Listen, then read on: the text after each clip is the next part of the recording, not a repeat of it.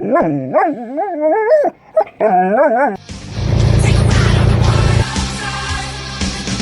break through it.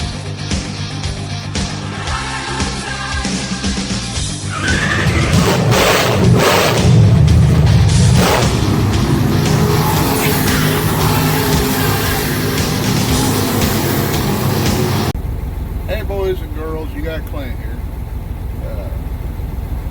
We're out here on the road we're parked for the night. We're in Farmersville, Illinois. It's been snowing out. Got the old truck running. Kind of in the mood to talk some racing. Now I know I could get up, give you a bunch of tips and tricks on how to set your car up, things like that. I'm no expert, but something that I see kind of hurting the industry is, I hear repetitively, is it's too expensive.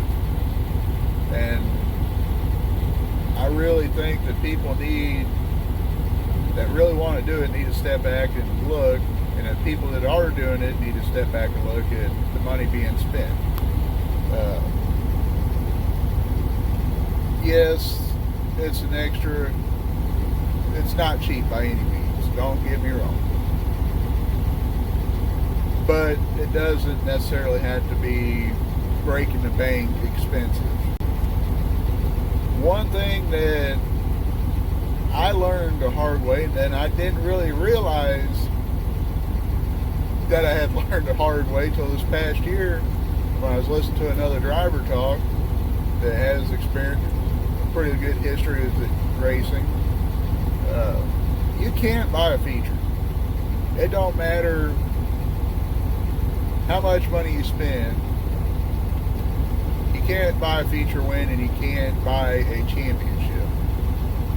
Yeah, spending some money might help you, but it's not a guarantee. I made that mistake when I bought the Chevy Monza when I was racing in my mini stocks.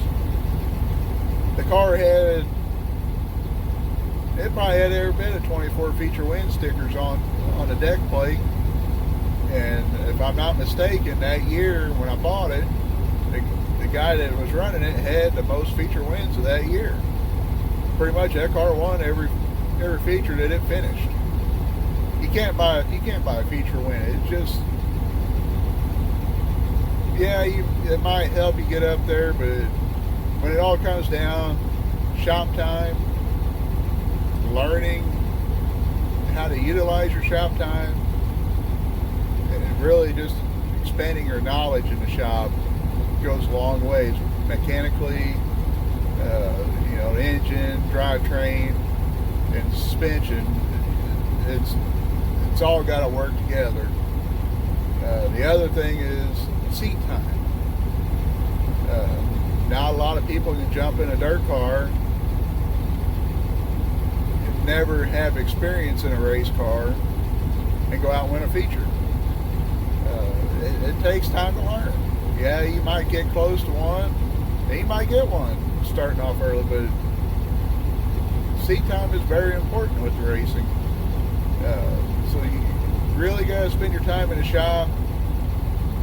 Try to get your car set up to where when you sit in it, you're comfortable. That's another thing. It comes with shop experience. Now, when you hear me talking about shop time, shop experience, you don't have to have some massive mansion of a shop, I would say. A shop in the hall. Pretty much learn to use what you have. Learn to use your shop if you have a shop.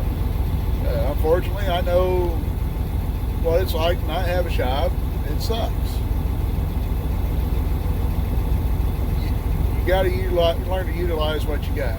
When you're spending money in someone else's shop, you're not really helping your racing program. I guess it's one thing if you're renting a shop, renting shop space, and doing the work yourself, but when you're paying somebody to do your work,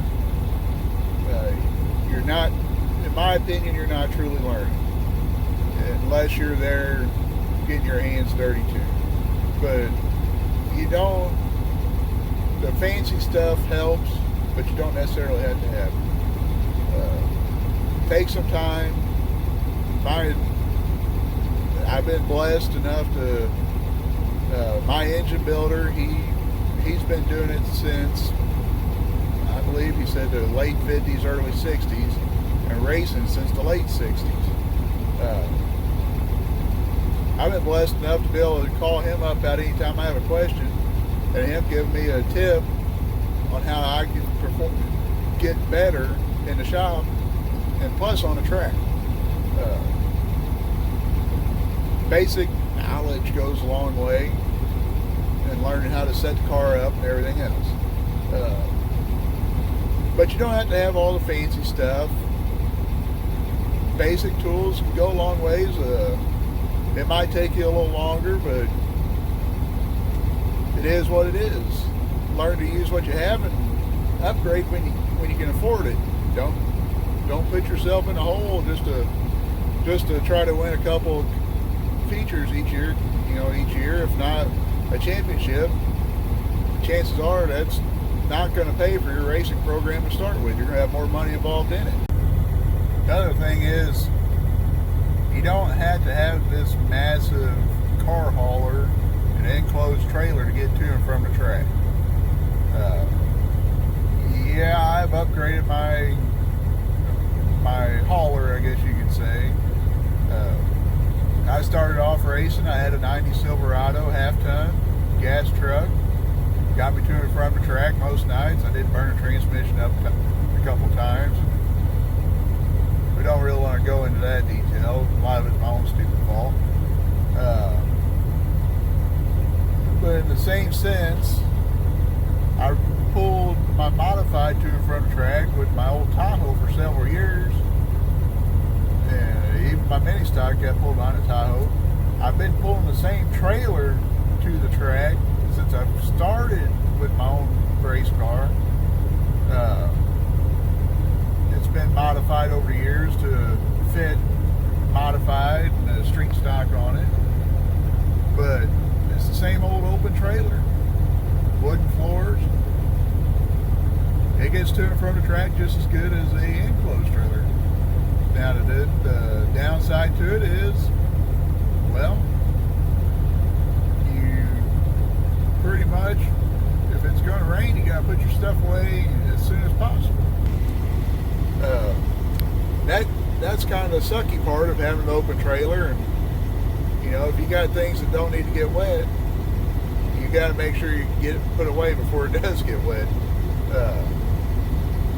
That does suck, but in the long run,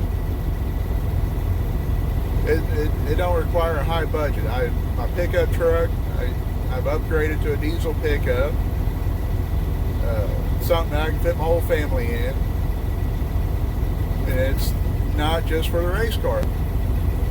So pretty much you don't have to have a bunch of fancy equipment to get to and from the track. Another thing is, once you're at the track, you don't have to have the latest and greatest tools at the track. Basic tools just like the shop. Pretty much I have a wrench and socket set, tool set that I bought. I keep in the toolbox of my pickup truck all the time just in case. Then I have the top half of a stationary toolbox or shop toolbox, whatever you want to call it. It's got, my pliers and screwdrivers and some oddball sockets and things like that don't fit in the kit that I bought a couple years ago. Pretty much those are, as far as tools, I don't carry a lot of tools to the track. I have a jack. It's an old steel 3-ton jack. It takes several pumps to get it up, but It still works. I think I paid $50 for it 15 or probably close to 15 years ago. Probably 13, probably a better assumption, but I've had it for a few years either way. I have a little air compressor that I use in both the shop and the truck. I pick it up, it's real easy, it probably weighs 10 pounds. So it don't take a lot of fancy tools at the track to get through the night. Chances are, with my program, I'm out there to have fun. So if I cut a tire, unless I'm leading the feature, and I know I have a chance of winning. If I cut a tire or something, I'm just going to put it on a trailer and call it good for the night. So there's that. Now, when it comes to learning things in racing, you're not necessarily out on your own. If you're watching this video on YouTube, I'm going to tell you I'm not an expert. I haven't been around racing my whole life like a lot of people, and truthfully, I learn more and more every day than what I'd ever imagine or even explain. But you can get on YouTube and watch a lot of different videos or different channels and learn a lot. Hunt the Front, they're a big dirt track, mainly late models, but they venture around and do different things. And they're not necessarily tutorial, but if you watch closely enough, you can learn. Tim Nash, he races a modified out of Farmington and a few other local tracks there around the, say, southeast Missouri and St. Louis area. He's got old number 7 garage with Tim Nash. He goes through. Granted, he's not giving you his setup secrets by any means, but he's giving you basic knowledge. That I would say that's his part of trying to help the racing community get a little more competitive. Yeah, he has more expensive tools than what I got, and he's got nice equipment. You don't have to have all that equipment to run a race car, but if you have an imagination, or even ask some of the old timers if you get a chance, they will tell you how to do things that he does with fancy tools, with simple tools.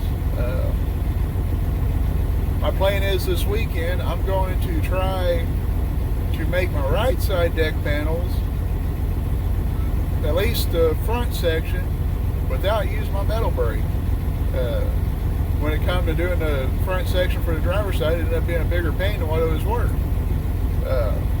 So we're going to try to do it all by hand, and I'm going to try to video it the best I can, and make a video of doing it all by hand. Yes, it's time consuming. I would like to be able to knock my whole body out in a day, but I know what I have, and with some basic imagination, I'm going to try my best to make something presentable. But hit old Tim Nash up on old number 7 garage. He is trying to get that growing. I'm trying to get my channel growing, so